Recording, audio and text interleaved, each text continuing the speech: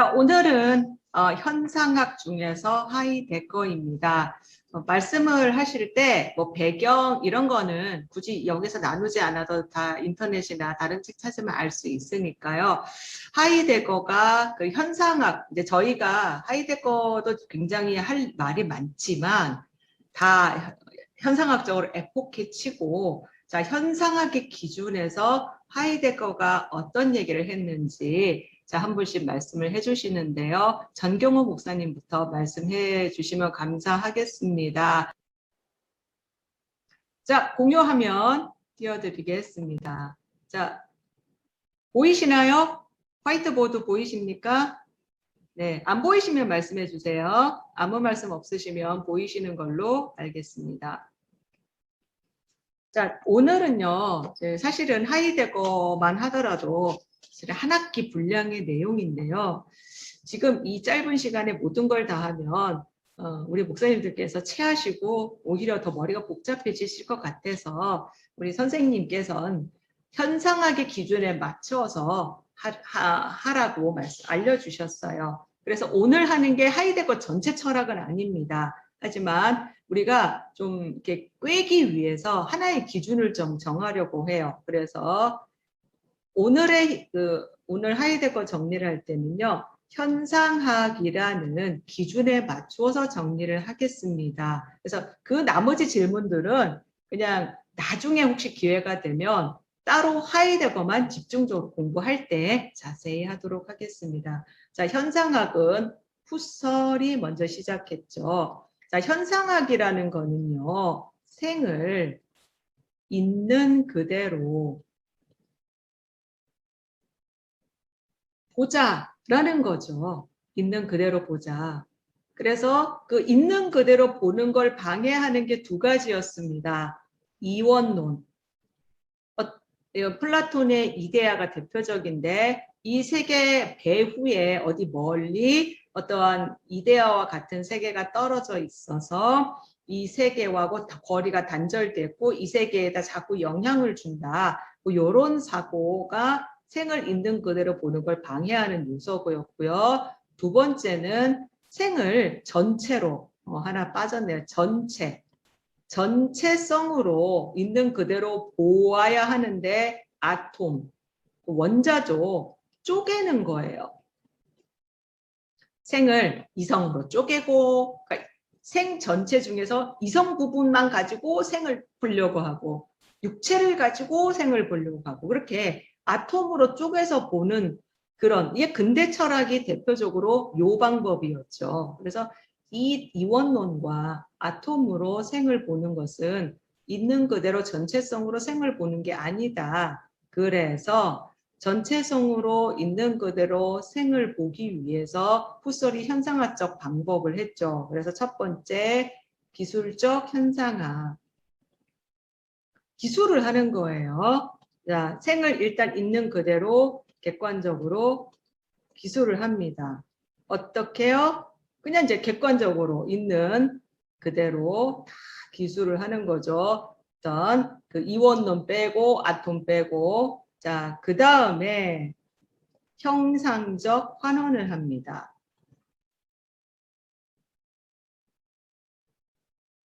그래서 객관적으로 기술을 한 것을 어떻게 할까요? 에포케 치는 거죠.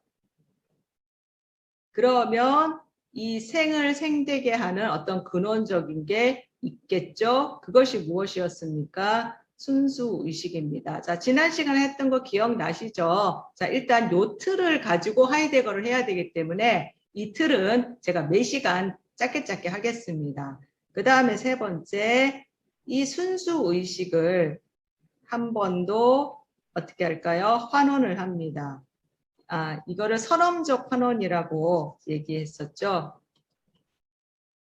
선험적, 그러니까 이 선험이 우리가 일반적으로 알고 있는 선험은 아니고요. 그냥 용어를 이렇게 쓴 거예요. 자, 한 번 더 환원을 합니다. 순수의식을. 그랬더니 지향성이 나오더라. 기억하시죠? 이 지향성의 구조는 노에시스, 형성작용, 사유의 부분이죠.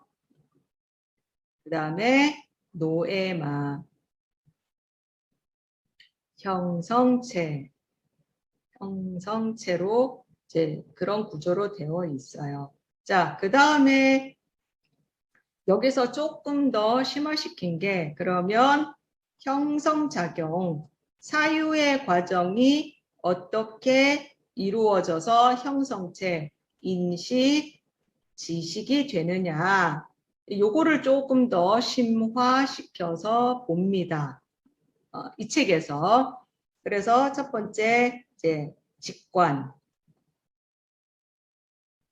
대상이 부딪히는 거죠. 예, 지각. 음성. 지각. 예. 와서 부딪히는 거죠. 그래서 그러면 어떤 대상이, 지향성은 반드시 대상이 있습니다. 그래서 부딪히면 자유 변환을 합니다. 이 대상이 뭐지? 라고 하면서 상상이라고도 하고요. 그래서 과거와 현재, 심지어는 미래로 왔다 갔다 하면서 내가 가지고 있는 데이터베이스에 저장되어 있는 기억에 부합하는 것이 있는지 찾아보는 거죠. 그렇게 해서 찾아지면 그 다음에 언어로 이제 딱 표현을 하는 거죠. 언어화 또는 개념화를 하게 됩니다. 자, 현상학은 앞으로 요 틀을 가지고 그 다음 철학자들을 하겠습니다. 물론 미리 말씀을 드리면 이렇게 좀 꿰어 맞추기 식이기 때문에 다 그 철학자를 담아낼 수 없고 또 부족한 부분이 있습니다만 어쨌거나 현상학이라는 틀 안에서 오늘은 하이데거 보고요. 다음 시간에 사르트르 보도록 하겠습니다. 자, 요 틀은 일단 머릿속에 기억을 해두시고 하이데거 가겠습니다. 자, 하이데거는요. 후설의 그 한계를 비판을 가지고 시작을 하죠. 후설이 그 순수의식이 있다라고 했는데 이 순수의식은 이미 이제 갖고 태어나는 거예요. 그럼 이 순수의식을 누가 줬느냐? 근데 여기에 대한 얘기가 없었어요. 별로 후설은 그것이 관심이 없었던 거죠. 근데 하이데거는 바로 이 소여자, 이 순수의식을 준 분이 누구냐. 그래서 그게 바로 이제 신이지 않겠냐. 근데 철학에서는 신 그러면 유럽에서는 기독교 하나님이라고 생각을 하기 때문에 신이란 표현을 잘 쓰지 않습니다. 그래서 뭐 물자체니 절대 이성이니 뭐 이런 표현을 쓰는데 하이데거는 그 신을 무엇이라고 표현을 했냐면 존재라고 표현을 했습니다. 그래서 사실은 존재를 찾고 싶었어요. 존재를 사유하고 싶었어요. 근데 이 존재가 이렇게 바로 이렇게 알 수 있는 게 아니잖아요. 그래서 이 존재를 신을 알 수 있는 방법으로 하이데거가 생각했던 것이 인간을 깊이 분석을 하면 신을 알 수 있을 거다. 이렇게 철학의 방법을 잡았습니다. 그래서 인간 분석을 하는 게 이제 현상학의 방법으로 하는 거예요. 자, 그러면 자, 인간. 저희는 이제 현존재라고 했는데 이제 여기서는 하이데거 철학이라기보다는 현상학의 철학에 맞추니까 그냥 인간이라고 하겠습니다. 자, 인간을 그럼 어떻게 분석을 할까요?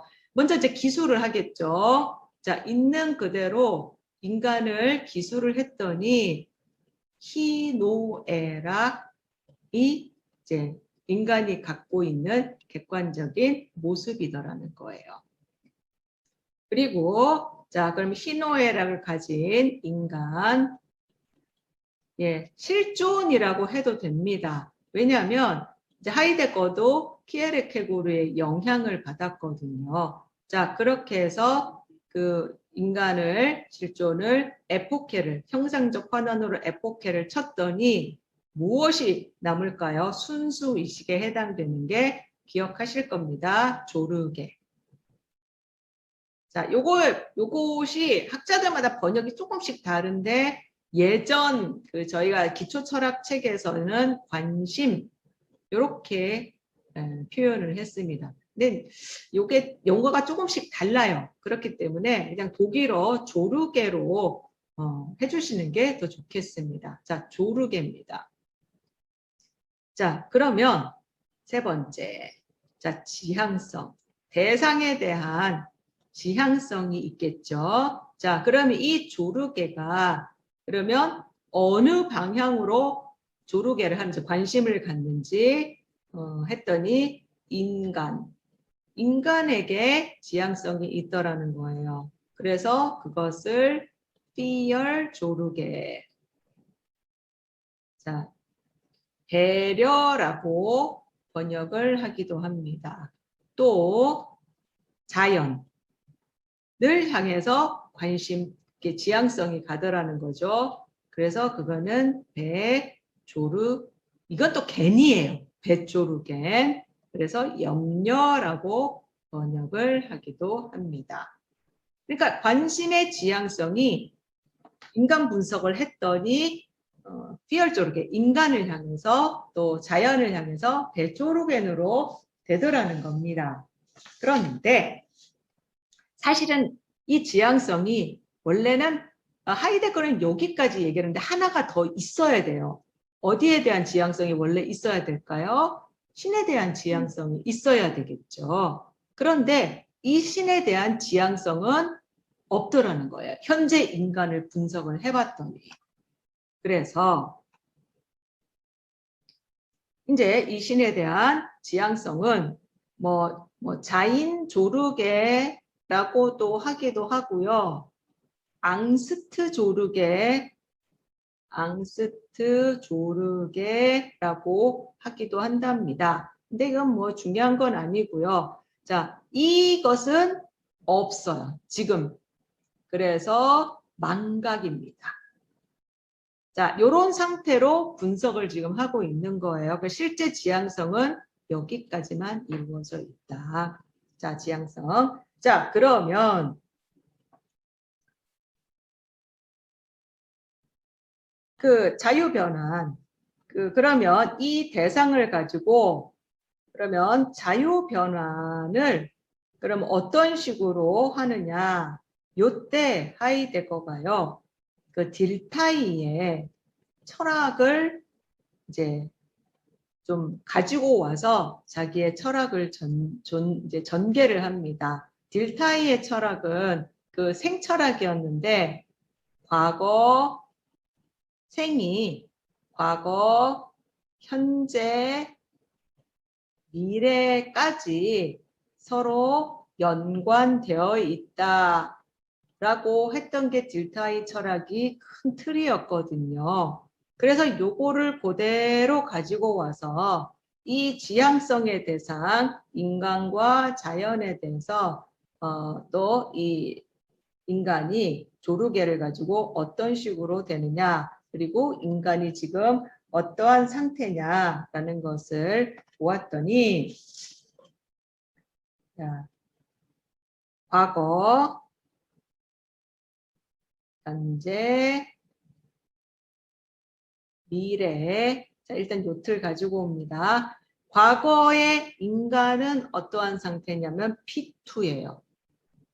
던져졌다는 겁니다. 그래서 인간이 내 의지와 상관없이 어느 날 정신 차리고 보니까 눈 떠 보니까 이미 이 세계에 던져져 있더라. 자, 그렇죠. 저도 마찬가지고 여기 계신 목사님들도 마찬가지, 사모님들도 마찬가지고 내가 원해서 태어나신 분 아무도 없으시죠. 부모님을 내가 선택해서 낸 것도 아니고 어느 날 태어났더니 이런 부모님 밑에 내가 있네. 이렇게 된 거죠. P2죠. 그 다음에 현재는 몰입입니다. 이 현재에 지금 열심히 몰입해서 인간과 자연에게 피얼조르게 배조르겐을 하면서 열심히 살고 있고요. 자, 미래는 기투입니다. 기투는요, 기획투사의 줄임말인데요.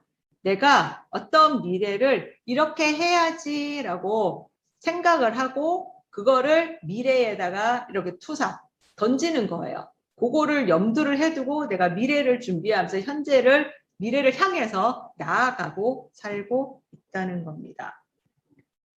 요렇게 지금 살고 있고요. 그 다음에 이제 공간적으로는 세계 내 존재입니다. 이 세계 안에 이미 살고 있습니다. 자, 요런 모습으로 살면서 있습니다. 그리고 나서 이제 언어로 이제 바꿀 때는 하이데거는 세 가지로 보았습니다. 이 언어가 어떤 식으로 표현이 되냐면요. 첫 번째는 이 책에 그 부록으로 나오는 부분이에요. 64쪽, 65쪽, 64쪽부터 그 하이데거에서 언어에 이르는 길이라고 나오잖아요. 예, 그 부분인데 크게 세 가지가 나옵니다. 첫 번째는 언표로서의 언어라고 나오죠. 논리적 명제입니다. 이거는 대부분의 언어예요. 사실 이게 한 90% 이상인데 쉽게 얘기해서 언어로 규정하는 거 있죠. 개념 만드는 것. 예를 들면 이 자연을 봤을 때 자, 이거를 컵이라고 한다. 이렇게 언어로 딱 규정하고 표현을 하죠. 언어로 표현을 하는 거죠. 이렇게 개념, 이거는 사실은 불과 한 30년 전만 해도 없었던 휴대폰이라는 거잖아요. 그죠? 심지어 휴대폰도 진화돼서 스마트폰이라고 하죠. 자, 그래서 이거는 시대에 맞추어서 새로 나왔으니까 언어로 스마트폰이다. 이렇게 개념을 내리는. 그래서 대다수의 언어는 여기에 속합니다. 그 다음에 두 번째는요. 실존적 언어예요. 해석학적 담론으로서 언어, 실존 해석학 나오는데 쉽게 얘기해서 실존적 언어입니다. 실존적 언어. 자, 이거는 뭐냐면요. 예를 들어서 뭐 자연에 돌이 있습니다. 자, 돌이라고 규정을 했습니다. 요거는 이제 논리적 명제로서의 언어인데, 자, 이것은 논리적 명제가 아니라 인간, 나의 실존과 관련해서 표현할 때 실존적 언어라고 해요. 그래서 돌은 그냥 돌일 뿐인데, 나에게 돌은 이거는 어쩌면 투자 가치다. 수석 같은 거 있잖아요. 돌 하나가 뭐 몇 천만 원 한다죠. 자, 그러니까 돌이 아닌 거예요. 그래서 어떤 대상을 봤을 때 객관적인 언어가 아닌 그것이 나에게 예를 들면 이 스마트폰이 나에게 나는 이거는 나의 호흡이다. 생명의 뭐 호흡이다. 이러면 호흡을 못하면 죽는 것처럼 스마트폰 없으면 나의 실존적으로 이 스마트폰이 없으면 나는 죽은 거나 마찬가지다. 뭐 이런 식으로 표현하는 것을 실존적 언어라고 합니다. 자, 여기까지 이해되셨죠? 자, 세 번째는요. 67쪽에 나오는데 공론입니다. 공론. 이거는 뭐냐면요. 인간, 나와 상관없이 이렇게 떠돌아다니는 공론 있죠. 막, 뭐, 여론 같은 거. 그렇죠. 사람들이 막 카더라 통신. 그런 것인데, 이거는 아무 의미가 없어요. 그래서 막 남들이 얘기하는 거, 떠들어대는 거, 그냥 갖고 와서 얘기하는 거, 누가 그러는데 말이야. 이제 이 공론의 대표적인 예를 들면 요즘 백신 많이 맞잖아요. 이제 저는 다음 주에 이제 대상자 신청을 하는데, 지금 코로나가 확 퍼지는 바람에 지금 어제 하루 12시간도 안 돼서 백신이 다 마감이 됐다고 해요. 자, 그러는데 또 한편으로 유튜브에 인터넷에 뭐가 많이 떠도냐면 백신에 어떤 666과 같은 칩이 숨겨져 있어서 그거 백신 맞으면 절대 안 된다. 뭐 그런 거 막 저한테 날라와요. 예. 그리고 뭐 백신 맞으면 이건 죽는다더라. 절대 백신을 맞으면 안 된다더라 하면서 그걸 주장한 의사의 그 유튜브를 막 올려대기도 하고 내가 공론인 거예요. 그래서 뭐 가짜 뉴스다 뭐 그건 모르는 거죠. 뭐가 진실인지 알 수 없지만 이제 그런 것들이 대표적으로 공론입니다. 그래서 하이데거는 이것을 뭐라고 표현했냐면 잡담이라고 표현했습니다. 쓸데없는 얘기라는 거예요. 가치가 없다라고 표현했고요. 이 책엔 나오지 않지만 이제 마지막에 하이데거가 하나 더 추가한 것이 바로 뭐냐면요. 대화. 신과, 요거는 이제 사실은 후기에 나오는 건데, 신과 진정한 대화 하는 건데, 그거는 시적인 언어의 그 신과의 대화를 통해서, 만남을 통해서 내가 그것을 언어로 표현한 것, 시 같은 예술, 요런 것들이 정말 진정한 언어이지 않겠느냐라고 하이데거가 하나 더 얘기했습니다. 자, 제가 정리는 여기까지 하겠습니다. 혹시 질문 있으시면 말씀해 주십시오. 네, 이제 이게 다 하이데거 전체 철학 아닙니다. 근데 딱 들어보셔서 아시겠지만 후기는 아닙니다. 전기 철학입니다. 그래서 여기서는 후기 철학은 다루지 않습니다. 그래서 후기 철학은 왜 안 다뤄요? 물어보시면 후설의 현상학의 틀에 저희가 지금 현상학이라는 구조 안에서, 틀 안에서 지금 철학자들을 정리를 하기 때문에 하이데거의 후기까지는 다루지 않습니다. 그리고 사실은 현상학의 틀을 사용했던 것은 하이데거의 전기 철학이었거든요. 그래서 시간이 돼서 나중에 이 현대 철학 끝나고 나서 혹시 또 목사님들이 이번에 하이데거 하고 싶어요 하면 그때는 또 하이데거만 집중적으로 공부를 하도록 하겠습니다. 질문 없으세요? 하이데거가 인간 분석을 통해 가지고 신을 알 수 있다 했는데 그 에포케를 친 것에 있어서 지향성에서 네. 왜 신을 망각하고 결국에는 인간과 어떤 자연에게만 그 어떤 지향성을 두게 됐는지 이 네. 부분이 좀 걸리네요, 계속. 알 수 있다라기보다는 알고 싶었던 거예요. 신을 알고 싶은데 그 신을 알려고 하는 방법이 인간 분석의 방법을 하이데거가 선택을 한 거고요. 그래서 인간 분석을 했더니 결과가 이렇게 나온 거예요. 그리고 지금 인간의 모습은 이것은 망각하고 살고 있구나 라고 분석 결과 이렇게 나온 거예요. 그래서 이거 결과죠. 그 전에는 할 수 있다라고 생각을 했는데 막상 인간을 분석했더니 할 수 없다라고 나온 거죠. 그리고 이 과거, 현재, 미래 할 때 그 지향 자유 변환이 후설은 주로 과거와 현재를 가지고 왔다 갔다 자유 변환했잖아요. 그런데 하이데거는 미래까지 끌어옵니다. 그래서 그 미래는 인간이 끝까지 가면 뭐로 가죠? 결국은 죽음으로 가는 거잖아요.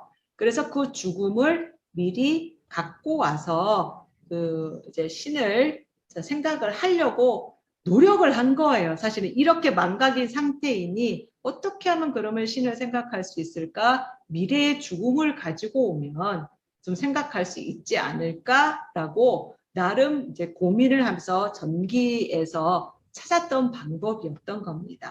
그런데 이제 후기에 가면서는 완전히 달라지는 거죠. 찾고 싶었는데 결과로는 사실은 인간 분석으로만 끝났습니다. 또 질문 있으신가요? 네, 없으시네요. 자, 그러면 하이데거는 여기까지 하도록 하고요. 자, 공유를 중지하겠습니다.